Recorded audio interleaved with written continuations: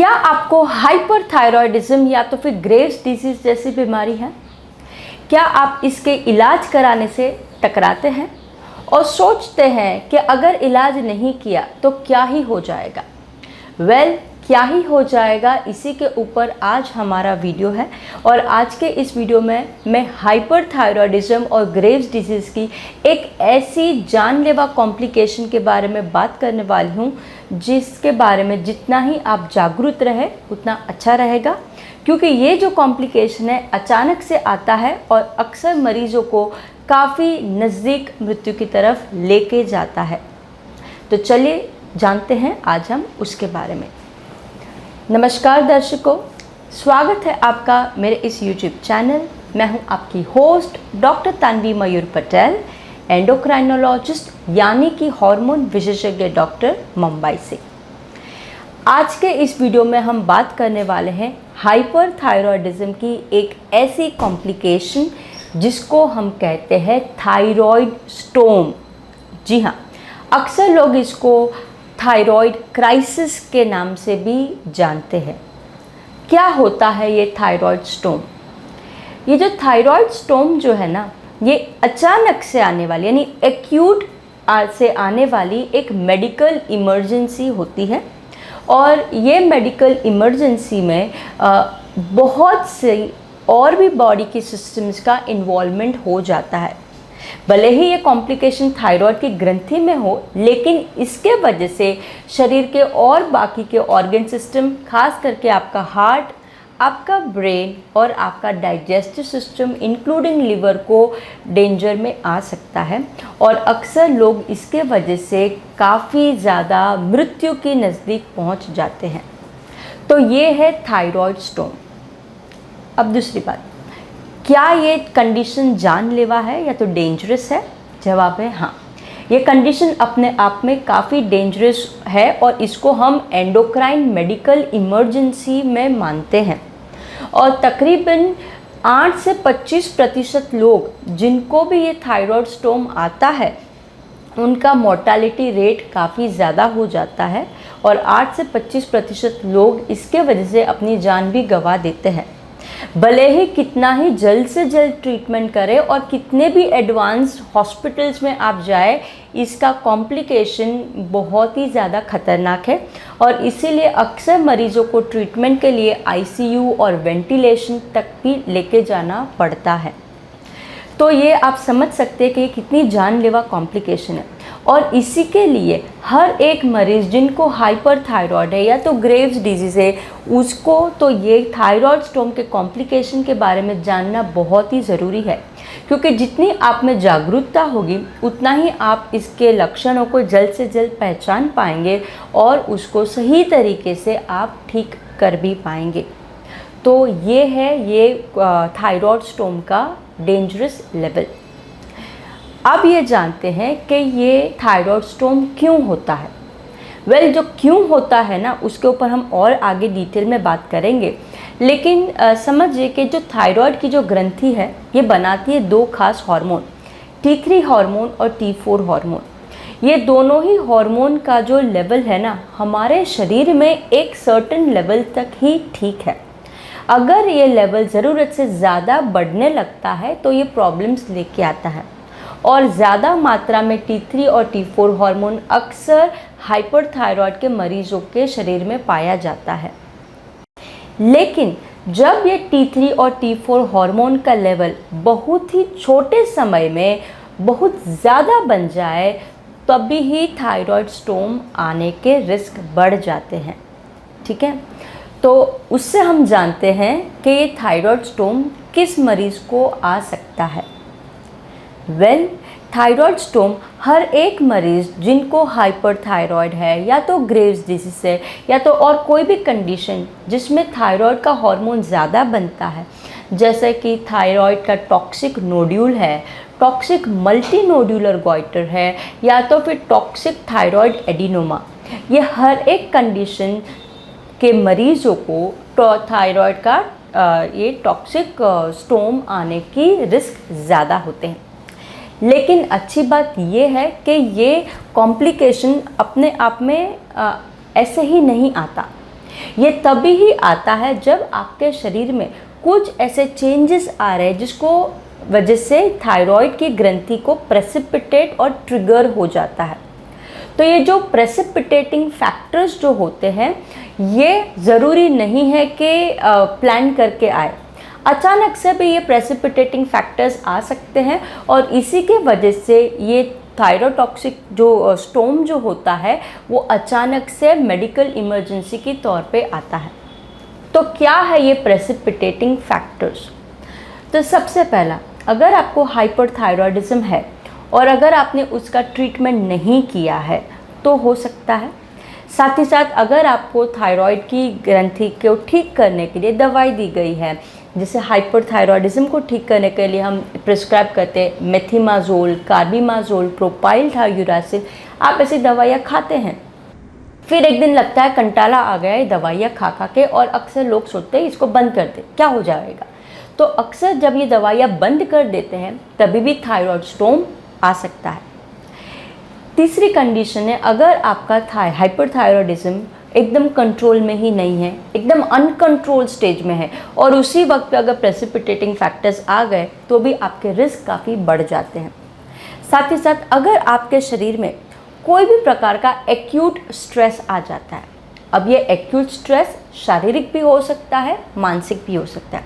जैसे कि emotional stress आ गया, बहुत ज़्यादा तनाव में है, स्ट्रेस में है, अचानक से आपके परिवार में किसी का देहांत हो चुका है और अब एक्यूट स्ट्रेस में आ गए, तो भी हो सकता है मानसिक स्ट्रेस से। शारीरिक स्ट्रेस से, अभी जो शारीरिक स्ट्रेस जो होता है वो कोई भी किस्म का हो सकता है। अचानक से आपको कोई इन्फेक्शन लग गया, या तो फिर आपको डायबिटीज़ है, उसके वजह से आपका शक्कर बढ़ गया है, डायबिटिक कीटो एसिडोसिस जैसा प्रॉब्लम आ गया है, या तो फिर आपको अचानक से कोई इन्फेक्शन लग गया है, सेप्सिस जिसको कहते हैं वो आ गया है, या तो फिर आपको कोई मार लग गया, एक्सीडेंट हो चुका है, अचानक से फीवर आ गया है, या तो फिर कोई भी प्रकार का आपको बर्न यानी कि जलने का ऐसा प्रॉब्लम हो गया, तो भी ये प्रेसिपिटेटिंग फैक्टर्स में आ जाता है।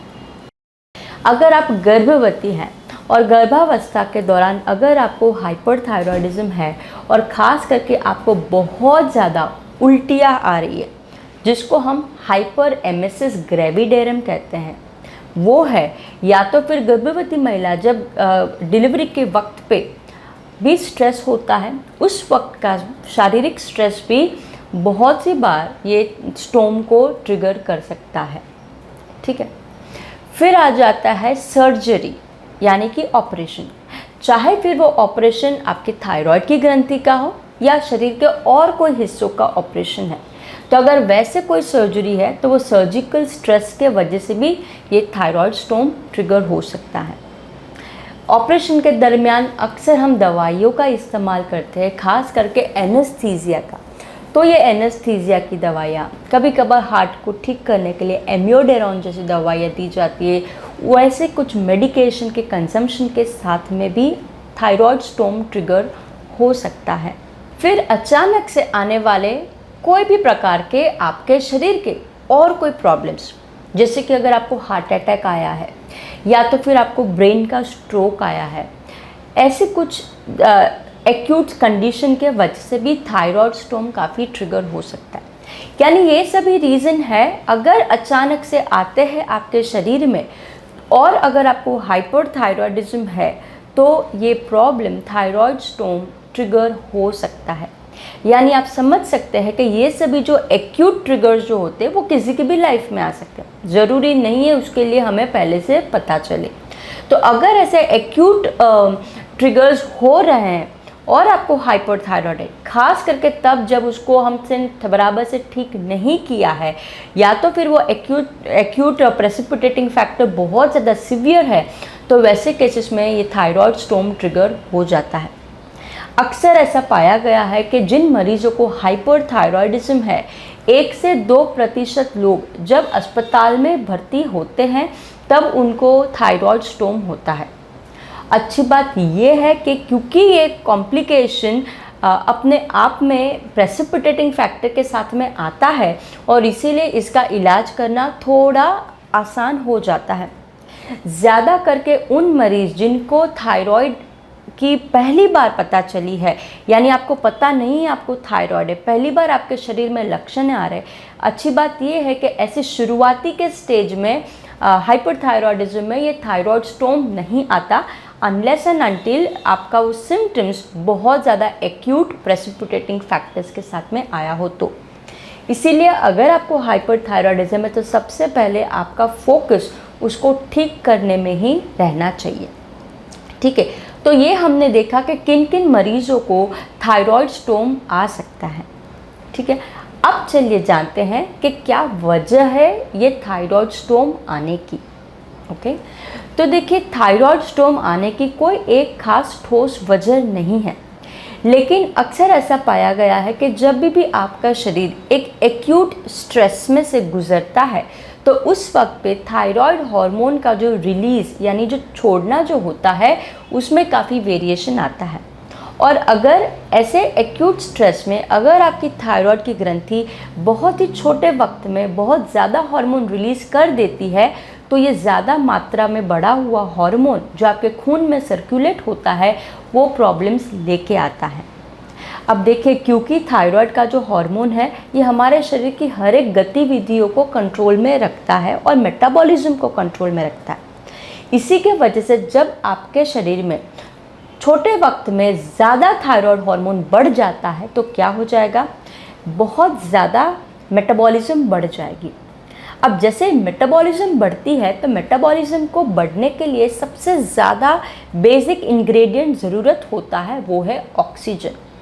और क्योंकि ऑक्सीजन की ज़रूरत बढ़ जाती है इसीलिए जिन भी मरीजों को थायराइड स्टोम आता है उनके जो सांस लेने की जो कैपेसिटी जो होती है जिसको हम रेस्पिरेटरी या तो ब्रीदिंग रेट कहते हैं वो बढ़ जाता है, यानी आपकी सांसें तेज़ होने लगती हैं।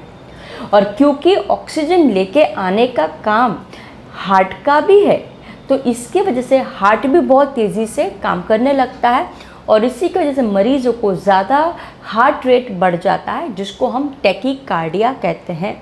और अक्सर दिल की धड़कनें 140-150 प्रति मिनट भी हो जाती हैं। तो ये हाइपर वेंटिलेशन जिसको कहते हैं ये काफ़ी कॉमनली पाया जाता है थायराइड स्टोम के अंदर। अब चलिए जानते हैं कि शरीर के क्या ऐसे लक्षण होते हैं थायराइड स्टोम के लिए। अच्छी बात यह है कि लक्षण इतने ज़्यादा प्रोफाउंड हो जाते हैं कि मरीज़ अक्सर शुरुआती के स्टेज में हॉस्पिटल तक पहुंच जाते हैं। ऐसा नहीं है कि लक्षण आपको पता ही नहीं चल रहे और इसके वजह से हमें इसकी जांच पड़ताल लेट से पता चलती है। लक्षण अपने आप में बहुत तेज़ी से आने लगते हैं। सबसे पहला लक्षण होता है वो है बुखार यानी कि फीवर। 104 से लेके 106 फ़ारेनहाइट तक फीवर पहुंच जाता है और जब इतना तेज़ी का बुखार होता है ना तब मरीज़ को अक्सर साथ साथ में सांस लेने की दिक्कत आ सकती है और साथ ही साथ हार्ट रेट बढ़ जाता है जिसको हम टैकीकार्डिया कहते हैं। जैसे कि मैंने बताया 140 से लेके 160 बीट्स पर मिनट तक का भी हार्ट रेट हो जाता है। और क्योंकि इतना ज़्यादा हार्ट रेट बढ़ जाता है हार्ट ऐसी सिचुएशन में काफ़ी स्ट्रेस में आ जाता है और बहुत सी बार इसकी वजह से मरीज़ों को हार्ट फेलियर, हार्ट अटैक और एरिथमिया जैसे प्रॉब्लम्स भी आ सकते हैं, यानी कार्डियोवैस्कुलर सिस्टम के प्रॉब्लम्स काफ़ी बढ़ जाते हैं। तीसरा होता है वो है आपकी डाइजेस्टिव सिस्टम के प्रॉब्लम। तो डाइजेस्टिव सिस्टम में बहुत ज़्यादा आपको उल्टी जैसा लग रहा है, उल्टियाँ हो भी रही है, पेट में दर्द हो रहा है, लूज़ मोशंस होता है जिसकी वजह से इलेक्ट्रोलाइट इम्बैलेंसेस होने शुरू हो जाते हैं। बहुत सी बार जीआई सिम्टम्स के साथ साथ में मरीजों के लिवर पे उसकी असर आ जाती है और लिवर फेलियर भी हो सकता है और अक्सर मरीजों को जॉन्डिस जिसको हम पीलिया कहते हैं उसके भी लक्षण आ सकते हैं। तीसरी मेजर सिस्टम इन्वॉल्वमेंट होती है वो है सेंट्रल नर्वस सिस्टम यानी कि हमारे ब्रेन यानी दिमाग। वहाँ पे क्या लक्षण आ सकते हैं? तो लक्षण में आ सकते हैं कि आपको बहुत ज़्यादा घबराहट हो रही है, एंजाइटी हो रहा है, इरिटेशन हो रहा है, एजिटेशन हो रहा है, मरीज़ का बिहेवियर में काफ़ी परिवर्तन आ जाता है। अक्सर मरीज़ का जो कॉन्शियसनेस जो होता है बेहोशी जैसा हो जाता है, अक्सर कभी कभी लोग कोमा में भी पहुंच जाते हैं। और कितनी भी कंबलें आप उनको दे दीजिए, उनको ठंडी लगती रहती है, बॉडी पूरी शिवरिंग करती है। तो इतना एक्सट्रीम ऑफ द टेम्परेचर के वजह से भी उनको काफ़ी प्रॉब्लम्स आते हैं। तो ये सबसे ज़्यादा कॉमन लक्षण है। साथ ही साथ अगर आप मरीज़ का जब ये आप बॉडी को देखेंगे, जिसको हम मेडिकल भाषा में साइंस कहते हैं, तो मरीज़ों के शरीर में काफ़ी कपकपी होती है, ठंडी लग रही है। आप उसको कितने भी कंबल लेते तो उनकी ठंडी कम ही नहीं होती है। चाहे आप एसी और पंखा तो बंद ही कर दो, लेकिन उसके बावजूद 5-5, 6-6 कंबलें देने के बावजूद मरीज़ों को ठंडी लगना बंद नहीं होता है। उसके साथ साथ में और एक प्रॉब्लम आ जाता है कि अक्सर ऐसे जब ये सिचुएशन आती है तो मरीज़ों का मेंटल कॉन्शियसनेस काफ़ी इफ़ेक्ट हो जाता है, और उनकी स्किन जो होती है ना, वो काफ़ी ज़्यादा गिली सी मॉइस्ट होती है। आँखों पे भी अगर आप गौर फरमाएंगे तो आँखें भी बहुत मोटी सी, जिसको हम थायराइड आई कहते हैं, जहाँ पे आँखों में प्रोप्टोसिस आता है, बड़ी बड़ी आँखें हो जाती है, वैसा काफ़ी कॉमनली पाया जाता है। तो ये सभी साइंस और सिम्टम्स होते हैं मरीज़ों के जब उनको थायराइड स्टोम आता है तब, ठीक है। और सिम्टम्स जैसे कि मैंने बताया इतने ज़्यादा प्रोफाउंड होते हैं कि मरीज़ अक्सर अस्पताल तक खुद ही अपने आप में पहुंच जाते हैं। अब जब अस्पताल में पहुंच गए हैं तब आगे की जांच पड़ताल क्या होगी? तो देखिए, जो भी डॉक्टर आपको देखेंगे उनको ये केस देख के ही समझ में आ जाता है कि कहीं ना कहीं ये थायराइड स्टोम हो सकता है, और उस हिसाब की फिर आगे की इन्वेस्टिगेशंस को ऑर्डर किया जाता है। तो सबसे पहले आएगी आपकी मेडिकल हिस्ट्री। डॉक्टर पूछेंगे कि क्या आपको कोई प्रकार का थायराइड प्रॉब्लम है या नहीं, या और कोई भी बीमारी है। जैसे ही आप कहेंगे आपको हाइपरथायरॉयडिज्म है, तो डॉक्टर को काफ़ी अच्छे से समझ में आ जाता है कि क्या प्रॉब्लम हो सकता है। फिर ऑफकोर्स आपको पूछेंगे क्या आप दवाइयाँ बराबर से ले रहे थे, नहीं ले रहे थे। अगर आप कहते दवाइयाँ नहीं ली है, बंद कर दी है, इतने टाइम से दवाइयाँ ख़त्म हो चुकी है, हमारा डॉक्टर का अपॉइंटमेंट ड्यू था, ये सभी जब ये आंसर्स होते हैं तो भी डॉक्टर्स को समझ में आ जाता है कि इश्यू क्या हो सकता है। फिर जब ये आएंगी मेडिकल हिस्ट्री लेने के बाद में फिर आएंगी आपकी खून की जांचें। तो जांचें में क्या क्या हो सकती है, अगेन ये केस टू केस डिपेंड करता है। ज़रूरी नहीं है कि जो मैं जांचें आज कह रही हूँ वही होगी, कुछ आगे पीछे हो सकती है, क्योंकि आपका मेडिकल केस क्या है उस पर डिपेंड करता है। तो सबसे पहले तो होगी आपकी खून में थायराइड की जांच। तो थायराइड की जांच में जैसे ही कराएंगे हमें दिख के आता है कि आपके थायराइड ग्रंथि में T3 और T4 हार्मोन की मात्रा बहुत ज़्यादा बढ़ चुकी है। तो T3 T4 हार्मोन की जांचें होएगी। दूसरा, क्योंकि आपके लिवर पे इसका असर आता है तो आपको लिवर फंक्शन टेस्ट की भी जांच होगी, जिसमें पूरे लिवर की जांच पड़ताल होती है।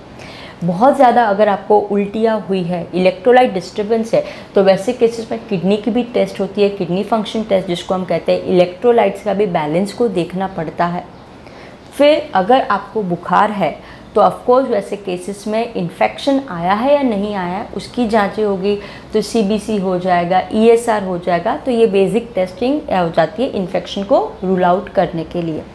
बहुत सी बार WBC काउंट में भी ज़्यादा परिवर्तन आता है, दोनों वेरिएशन आ सकते हैं। WBC काउंट बहुत ज़्यादा भी बढ़ सकता है, कभी कभार कम भी आता है। ये दोनों टाइप के केसेस हमने देखे हैं अस्पतालों में।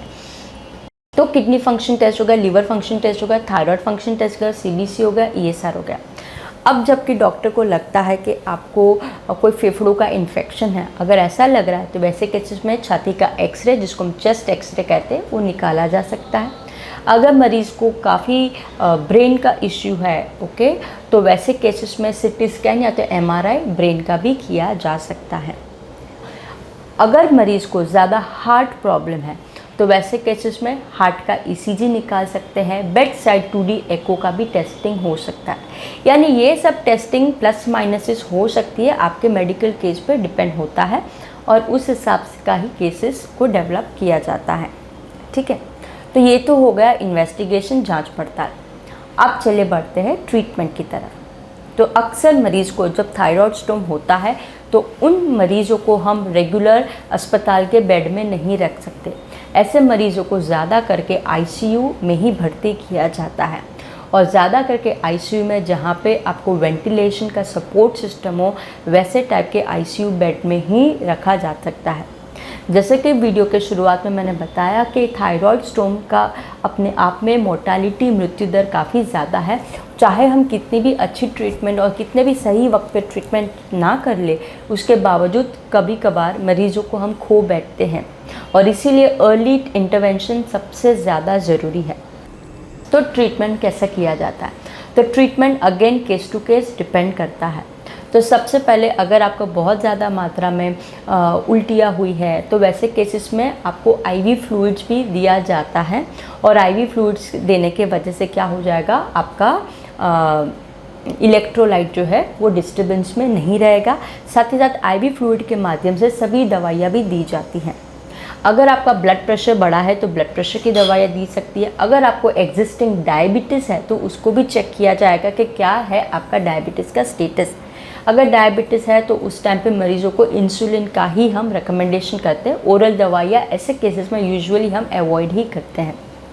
तो ये होगा ब्लड प्रेशर का ट्रीटमेंट, शुगर का ट्रीटमेंट अगर शक्कर है तो।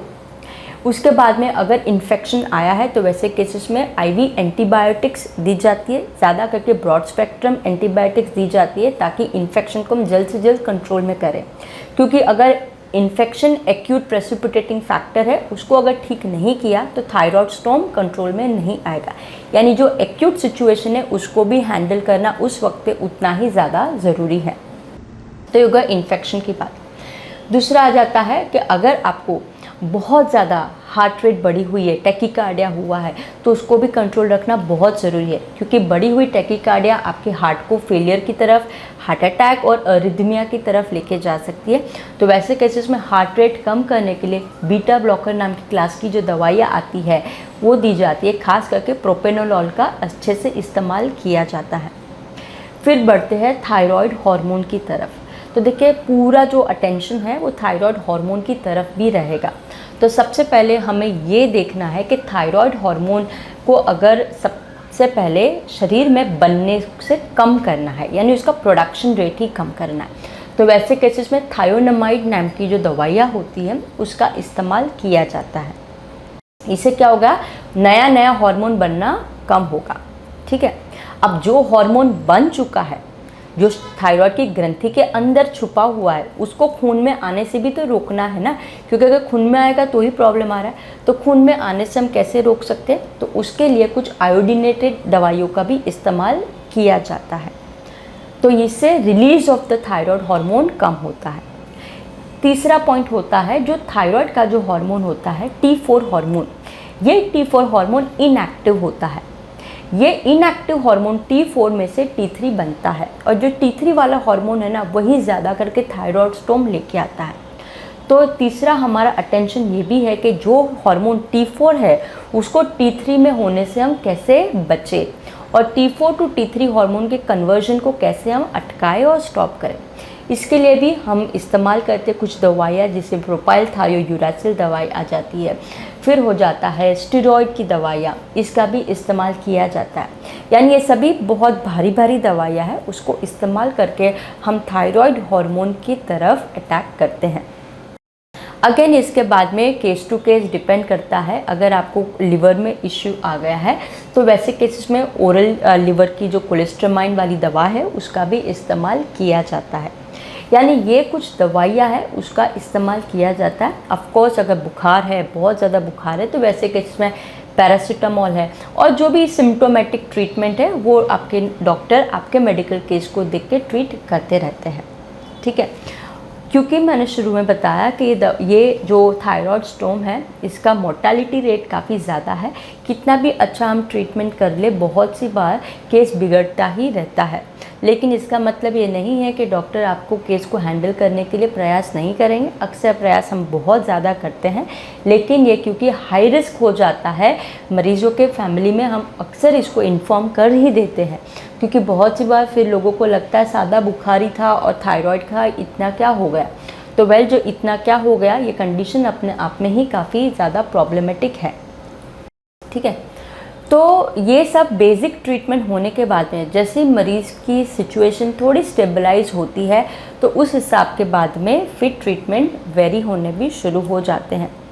अगर थायराइड हार्मोन बहुत ज़्यादा बनते ही जा रहा है और वैसे केसेस में अगर हमें लगता है कि थायराइड की ग्रंथि को निकालना ही बेहतर रहेगा, तो वैसे केसेस में थायराइड की सर्जरी का भी सुझाव किया जा सकता है। लेकिन अक्सर ये सर्जरी एक बार प्रॉपर केस स्टेबलाइज होता है उसी के बाद में भी करते हैं। और इनफैक्ट यही एक वजह है थायराइड स्टोन की वजह से जो भी मरीज़ जिनको हाइपरथायरॉयडिज्म होता है उन मरीज़ों को सबसे पहले कोई भी प्रकार का ऑपरेशन कराना हो, चाहे थायराइड का या और भी शरीर का, तो डॉक्टर हमेशा थायराइड की टेस्ट कराते हैं और साथ ही साथ थायराइड टेस्ट के साथ साथ में ये भी चेक करते हैं कि क्या आपका थायराइड सही तरीके से कंट्रोल में है या नहीं। क्योंकि अगर हाइपरथायरॉयडिज्म प्रॉब्लम है और आपने कभी ऑपरेशन कराया तो अचानक से ये सादा केस भी थायराइड स्टोन में कन्वर्ट हो सकता है, क्योंकि सर्जरी इटसेल्फ एक प्रेसिपिटेटिंग फैक्टर है। तो ये बात पे भी आपको खास गौर फरमाना है, ठीक है। तो ये हो गया इसके इलाज के बारे में। अब चलिए जानते हैं कि इनका प्रोग्नोसिस कैसा है, यानी कि दवाई करने के बाद में ये केस ठीक होएगा या बिगड़ते जाएगा। तो प्रोग्नोसिस अपने आप में थोड़ा पुअर रहता है और थोड़ा कॉम्प्लिकेशन की तरफ ज़्यादा ही जाता है, लेकिन अगेन ये केस टू केस डिपेंड करता है कि बॉडी कितना रिस्पॉन्ड करता है। अगर छोटी उम्र है और बहुत ज़्यादा बुजुर्ग नहीं है तो केस अच्छे से रिस्पॉन्ड कर लेता है। जितने ज़्यादा और कॉम्प्लिकेशंस होते हैं उतना ही केस कॉम्प्लिकेट हो सकता है, जैसे कि डायबिटीज़ है, बहुत ज़्यादा अनकंट्रोल्ड ब्लड प्रेशर है, या तो फिर उनको एग्जिस्टिंग हार्ट प्रॉब्लम है, किडनी प्रॉब्लम है, लिवर प्रॉब्लम, ऐसे कोई एग्जिस्टिंग प्रॉब्लम है तो अक्सर प्रोग्नोसिस पुअर हो जाता है। अब चलते हैं डिफरेंशियल डायग्नोसिस। इसका मतलब क्या है? देखिए, बुखार जो है ना, ये थायराइड के मरीज़ों को वैसे भी आ सकता है। तो कैसे हमें पता चले कि आपका प्रॉब्लम थायराइड स्टोन ही है या और कोई नहीं है? तो बहुत सारी ऐसी कंडीशन रहती है जिनके लक्षण है भी थायराइड स्टोन जैसे ही आते हैं, और इसी के वजह से डॉक्टर को ये डिफ्रेंशिएट करना पड़ता है कि आपका मेडिकल केस क्या थायराइड स्टोन है या कुछ और है। तो वो जो कुछ और जो होते हैं वो अक्सर ज़्यादा करके इन्फेक्शंस होते हैं, सेप्सिस जिसको कहते हैं वो होते हैं, बर्न्स जिसको जलन हो जाती है, शरीर में दाग बर्न हो जाता है, तो उसके बाद में सेप्सिस काफ़ी ज़्यादा कॉमनली हो जाता है। अक्सर हमने कई बार देखा है कि मरीज़ अगर बहुत ज़्यादा मात्रा में रेडियो एक्टिव आयोडीन का एक्सपोजर होता है तो भी ये प्रॉब्लम आ सकता है। साथ ही साथ कुछ ऐसे दवाइयाँ हैं जिसको अगर रिक्रिएशनल ड्रग्स जिसको कहते हैं, इसका इस्तेमाल करने के बाद में भी कभी कभार थायराइड स्टोन जैसा सिमिलर पिक्चर आता भी है, ठीक है। तो इसको भी डिफ्रेंशिएट करना आपके नज़दीकी डॉक्टर के लिए ज़रूरी है कि क्या आपका मेडिकल केस है, ठीक है। अब चलिए जानते हैं कि थायराइड स्टोन होने से आप अपने आप को कैसे बच सकते हैं। ये सबसे महत्वपूर्ण है। तो कैसे प्रिवेंशन करेंगे? सबसे पहले अगर आपको शरीर में ऐसे कोई लक्षण हैं जो हाइपरथायरॉयडिज्म की तरफ निर्देश करते हैं तो आप आपके नज़दीकी थायराइड डॉक्टर के पास जाइए, थायराइड हार्मोन की जांच कराइए, ये देखिए कि क्या आपको हाइपरथायरॉयड है या नहीं है, और अगर है तो उसके हिसाब से ट्रीटमेंट कीजिए। दूसरा, अगर आपको हाइपरथायरॉयडिज्म ऑलरेडी मौजूद है तो वैसे केसेस में आपको ज़रा भी आलस नहीं करना है अपनी दवाइयाँ लेने में। क्योंकि क्या हो जाता है, क्योंकि दवाइयाँ लाइफ लॉन्ग हो जाती है अक्सर, इसी के जब मरीज़ कभी कभी मेंटली थक जाते हैं दवाई ले लेके और अक्सर दवाइयाँ बंद कर देते हैं, और ये हम ज़्यादा करके देखते हैं जो ये प्रॉब्लम को ट्रिगर करता है। तो इसीलिए अगर आपको हाइपरथायरॉयड है प्लीज़ अपनी दवाइयाँ लेना बंद मत कीजिए, क्योंकि कभी कभार ये जानलेवा तक हो सकता है। और तीसरा, अगर आपको हाइपरथायरॉयडिज्म है, दवाइयाँ ले रहे हैं, तो रेगुलरली आप आपके डॉक्टर के पास जाइए फॉलोअप के लिए कि क्या आपके डोज में परिवर्तन करने की ज़रूरत है या नहीं है। अब चलिए जानते हैं कि कैसे आप अपने आप को थायराइड स्टोन आने से बचा सकते हैं और प्रिवेंशन कर सकते हैं। तो सबसे पहले आपका, अगर आपके शरीर में ऐसे कोई भी लक्षण है जो थायराइड की तरफ निर्देश करते हैं तो वैसे केसेस में आप आपके नज़दीकी थायराइड विशेषज्ञ डॉक्टर के पास जाइए। वो आपकी खून की जांच पड़ताल कराएंगे, ये जानेंगे कि क्या आपको हाइपरथायरॉयडिज्म है या नहीं है, और अगर है तो उसका फिर इलाज शुरू कीजिए, ठीक है। दूसरा, अगर आपको हाइपरथायरॉयड है, आपको पता है कि आपको हाइपरथायरॉयड है, तो वैसे केसेस में आप ये चेक कीजिए कि क्या आपका थायराइड सही तरीके से कंट्रोल में है या नहीं है। और अगर सही तरीके से नियंत्रण में नहीं है तो उसको मैनेज कीजिए, क्योंकि अक्सर अनकंट्रोल्ड हाइपरथायरॉयडिज्म में थायराइड स्टोन आने के चांसेस बढ़ जाते हैं। अगर आप हाइपरथायरॉयडिज्म को कम करने की अगर कोई भी दवाइयाँ ले रहे तो प्लीज़ अपनी दवाइयाँ ऐसे ही खुद से बंद मत कीजिए। अक्सर हम देखते हैं कि मरीज़ों को लगता है कि अरे ये दवा कब तक लेंगे, कंटाल जाते हैं और उसी के वजह से दवाइयाँ अक्सर बंद कर देते हैं। और अगर वैसा हुआ है और ऐसे केसेस में अगर कोई एक्यूट प्रेसिपिटेटिंग फैक्टर आ चुका है तो तुरंत थायराइड स्टोन हो जाता है। तो प्लीज़ आप आपकी दवाइयाँ को बंद मत कीजिए। इम्पॉर्टेंट पॉइंट ये भी है कि बहुत सी बार ऐसा होता है कि मरीज़ दवा तो ले रहा है लेकिन वो रेगुलर फॉलोअप्स नहीं करता। हमने बहुत सी बार देखा है कि मरीज़ एक ही दवा सालों साल लेते रहते हैं, कभी डॉक्टर के पास जाते नहीं। उनको लगता है कि शायद से डॉक्टर का पैसा बच जाएगा, बार बार जांच कराने का पैसे से बच जाए, लेकिन ऐसा नादानी में कुछ पैसे बचाने के चक्कर में अपनी पूरी की पूरी ज़िंदगी को दावे पे लगा देते हैं। तो वैसा मत कीजिए। अगर आपको हाइपरथायरॉयडिज्म है तो दवाइयाँ रेगुलर लीजिए, फॉलोअप्स आपके डॉक्टर के पास में रेगुलर रखिए ताकि आपको थायराइड स्टोन आने के रिस्क कम हो जाए। साथ ही साथ अगर आपको हाइपरथायरॉयडिज्म है और आप कोई भी प्रकार की प्रोसीजर का प्लान करें, कोई भी सर्जरी प्लान करें, फिर वो सादा सा भले ही दांत का निकालना, डेंटल सर्जरी भी क्यों ना हो, अगर कोई भी ऐसा प्रॉब्लम या प्रोसीजर को आप प्लान अप कर रहे हैं तो प्लीज़ आप ये चेक कीजिए कि क्या आपका थायराइड सही तरीके से कंट्रोल में है या नहीं है। आपके थायराइड विशेषज्ञ डॉक्टर के पास जाइए, उनसे पूछिए कि क्या हम ये प्रोसीजर के लिए आगे बढ़ सकते हैं या नहीं बढ़ सकते।